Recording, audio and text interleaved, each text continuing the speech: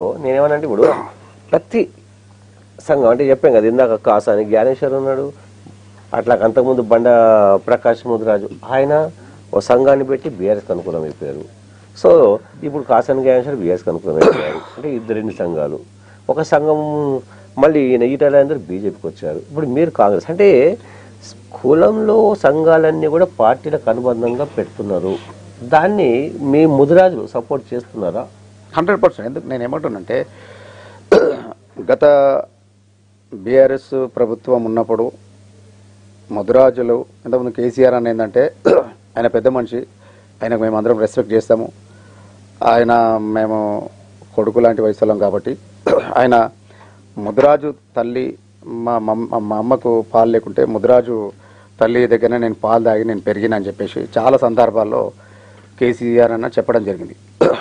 అట్లా అది మనం మైండ్లో పెట్టుకొని నేను అరే ఇంత గొప్ప మాట మాట్లాడింది కదా, అయితే ముదిరాజు పాలు తాగిన ఆయన ఖచ్చితంగా మా ముదిరాజు బిడ్డలకు ఖచ్చితంగా మేలు చేస్తాడు అన్న ఉద్దేశంతోనే నేను బీఆర్ఎస్ పార్టీలో అప్పుడు జాయిన్ కావడం జరిగింది. ఆ తర్వాత బీఆర్ఎస్ పార్టీకి నేను దాదాపు ఒక 7-8 మంది ఎమ్మెల్యేలకు నేను పనిచేయడం జరిగింది. మీకు ఆల్మోస్ట్ మీకు ఆల్బమ్ కూడా చూపించాను అనుకుంటా. దాంతోపాటు నా ఇన్కమ్ ఏంటంటే ముదిరాజులకు ఒక్క టికెట్ కూడా కేటాయించలే. 50 నుంచి 60 లక్షల మంది ముదిరాజులు ఉంటే ఒక టికెట్ కేటాయించకపోవడం చాలా బాధ వేసింది. అంటే అన్నీ ముదిరాజులని కాదు, చాలామంది బీసీ బిడ్డలకు యాదవ్స్ కానీ గౌడ్స్ కానీ మున్నూరు కాపు కానీ వీళ్ళందరూ కూడా సంబంధించి చాలామందికి ఇప్పుడు రజక కానీ తర్వాత నాయుడు బ్రహ్మన్స్ కానీ వీళ్ళందరూ కూడా వీళ్ళ పర్సెంటేజ్ ప్రకారం ఏంటంటే కనీసం ఒక 3 టికెట్లు ఇచ్చే దగ్గర ఒక 2 ఇచ్చే దగ్గర ఒకటాన్ని ఇచ్చేసి అందరినీ కూడా ఒక సమపాలనంగా, ఇప్పుడు అంబేద్కర్ గారు ఈ రాజ్యాంగంలో అందరూ కూడా భారతదేశంలో అందరూ కూడా ఈక్వల్. ఇప్పుడు 1,00,000 కోట్లు ఉన్నోడు ఒకటే ఓటు, రోడ్డు మీద అడక తిన్నోడు కూడా ఒకటే ఓటు పెట్టింది. ఏంటంటే ఈ భారతదేశంలో అందరూ కూడా సరిసమానము, డబ్బులు వేరే మనుషులు వేరే అని చెప్పేసి అందరు ఈక్వల్ అని చెప్పేసి ఓటు హక్కు కల్పించిన వ్యక్తి అంబేద్కర్ గారు. కాబట్టి ఆయనని రెస్పెక్ట్ చేసి ఆయన కంపల్సరీ ఏ కులానికి పర్సంటేజ్ బట్టి మనము ఎన్ని టికెట్లు ఇవ్వాలో అది ఇచ్చేస్తే మంచిగా ఉంటుంది. అందులో నేనేంటంటే తర్వాత మక్తాల్లో ఇక మాకు ముదిరాజులకు టికెట్ ఇస్తలేరు కదా అని చెప్పేసి మక్తాల్లో ఒక అందరం కలిసి చైతన్య వేదిక అని చెప్పేసి మేమందరం కూడా ముదిరాజులందరం కలిసి నేను అక్కడ వెళ్ళడం జరిగింది. మా వాళ్ళు నన్ను పిలిస్తే ముదిరాజులందరూ అక్కడ దాదాపు ఒక 15-16 వేల మందితో రోడ్లన్నీ జామ్ అయిపోయినాయి. ఆ రోజు అక్కడ మీటింగ్ పెట్టిన తర్వాత ఈ తెలంగాణ రాష్ట్రం మొత్తం ప్రతి నియోజకవర్గంలో అగ్గి రాసేసినట్లయిపోయి అక్కడ పెట్టిన సభని చూసి మనమందరం కూడా మన ఏరియాలో మనకు టికెట్లు ఇవ్వలేదు కాబట్టి మనమందరం కూడా శాంతియుతంగా ఏ ధర్నాలంటే లొల్లి పంచాలు లేకుండా మనము ఏంటంటే హ్యాపీగా మాకు కూడా టికెట్ ఇవ్వాలని చెప్పేసి ప్రభుత్వాన్ని వేడుకుందాము కేసీఆర్ అని చెప్పేసి చాలా సందర్భాల్లో కూడా రోడ్డు మీద రావడం జరిగింది.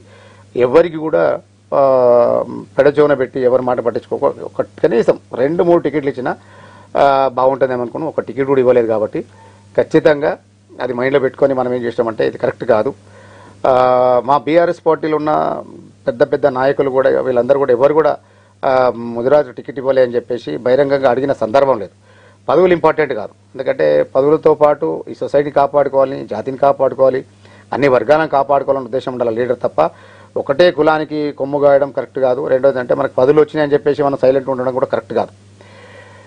అట్లా నేను అనుకుందంటే ఇక నాకు కొంచెం మనసు ఇరిగిపోయినట్లయింది. బాగా 7 మంది ఎమ్మెల్యేకి పనిచేసినాము, అయినా కూడా మన మనసుతో తృప్తి లేదు.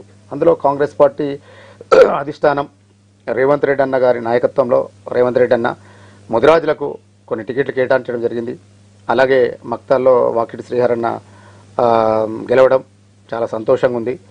అలాగే నీలం మధు గారి కూడా ఎంపీ టికెట్ ఇవ్వడం, అలాగే నేను కాంగ్రెస్ పార్టీకి ఆకర్షితున్నై.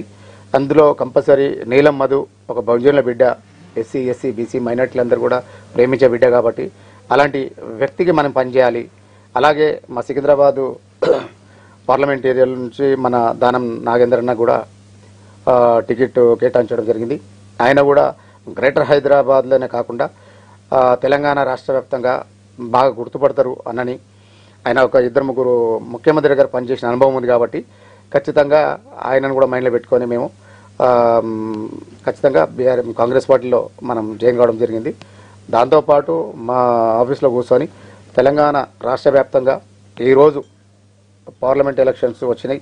ఇంతకుముందు కాంగ్రెస్ పార్టీకి బీఆర్ఎస్ పార్టీ వాళ్ళు మనకు టికెట్ లేకుంటే కాంగ్రెస్ పార్టీ మనకు టికెట్లు ఇచ్చింది, మన హక్కును చేర్చుకుంది. కాబట్టి ముదిరాజులందరూ కూడా 50 to 70% కాంగ్రెస్ పార్టీకి ఓట్లు వేసిండ్రు. కాబట్టి వాళ్ళ కాంగ్రెస్ పార్టీ ఖచ్చితంగా ఆ గెలుపులో వాళ్ళందరూ ముదిరాజులందరూ భాగస్వామ్యమైనరు.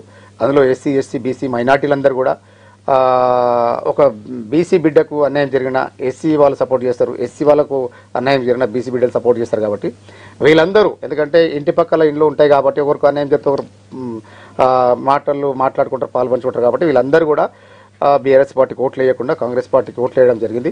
అలాగే ఈ పార్లమెంట్ ఎలక్షన్లో కూడా తెలంగాణ రాష్ట్రంలో ముదిరాజులందరూ కూడా ఇవాళ అవుట్ రేట్గా కాంగ్రెస్ పార్టీకి ఓట్లు వేసేందుకు కంకణం కట్టుకొని ఉన్నారు. కాబట్టి కాంగ్రెస్ పార్టీ చాలా భారీ మెజార్టీతోన ఎంపీ టికెట్లు చాలా ఎక్కువ గెలవడం జరుగుతుందని చెప్పి